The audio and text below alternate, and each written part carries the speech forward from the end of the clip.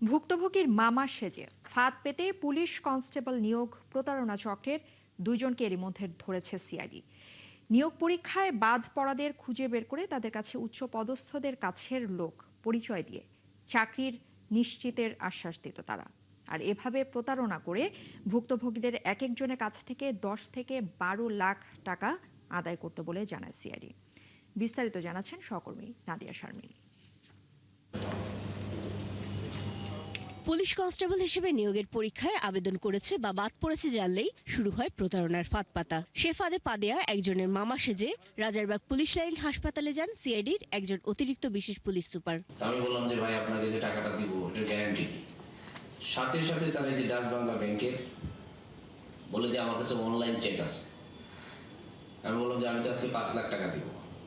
তো বলে যে ভাই আপনাকে 5 লাখ টাকার চেক দিয়ে দিচ্ছি গ্যারান্টি হিসেবে। এই যে সেই এই চেক বই তার সাথে আছে, সাফায়াতের স্বাক্ষরে সে আমাকে 5 লাখ টাকার চেক। নিয়োগ নিশ্চিত হয়েছে বিশ্বাস করাতেই মূলত এই হাসপাতালে ভুক্তভোগীদের ডাকে প্রতারকরা। তারা তো বিশ্বাসযোগ্যতা অর্জন করতে চায়। তারা চিন্তা করলো যে যেহেতু এটা কনস্টেবল নিয়োগ, আর যদি আমি মেডিকেলের কথাটা যদি স্বাস্থ্য পরীক্ষার কথাটা যদি পুলিশ হাসপাতাল বলে তাহলে বিশ্বাসযোগ্যতা আরও বাড়বে।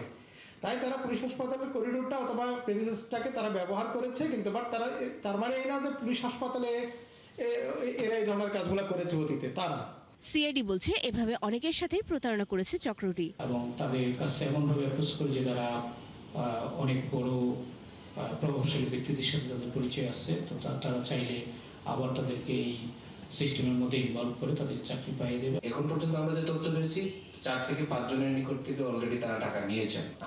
প্রত্যেকটা রেঞ্জ হচ্ছে 10 থেকে 12 লক্ষ টাকা। গ্রেফতার প্রতারকদের মধ্যে সাফায়েত হোসেন শেখের বিরুদ্ধে চেক জালিয়াতি, প্রতারণা ও খুনের আরও 3টি মামলা রয়েছে বলে জানান তারা। মানে এই প্রতারক শুধু কনস্টেবল পুলিশ নিয়ে আছে এরকম না, তার কাছে আমরা কিছু খালি স্টাম্প পেয়েছি। এই চক্রে আরও কেউ জড়িত কিনা, আরও ভুক্তভোগী আছে কিনা এবং গ্রেফতারকৃত সাফায়েত আসলেই তার দাবি অনুযায়ী সেনাবাহিনীর অবসরপ্রাপ্ত সার্জেন্ট কিনা তা যাচাই করা হচ্ছে বলেও জানায় সিআইডি। পরবর্তীতে ইনভেস্টিগেশনে নিশ্চয়ই একটা লিঙ্ক আমরা পাবো। নাদিয়া শারমিন, ৭১, ঢাকা।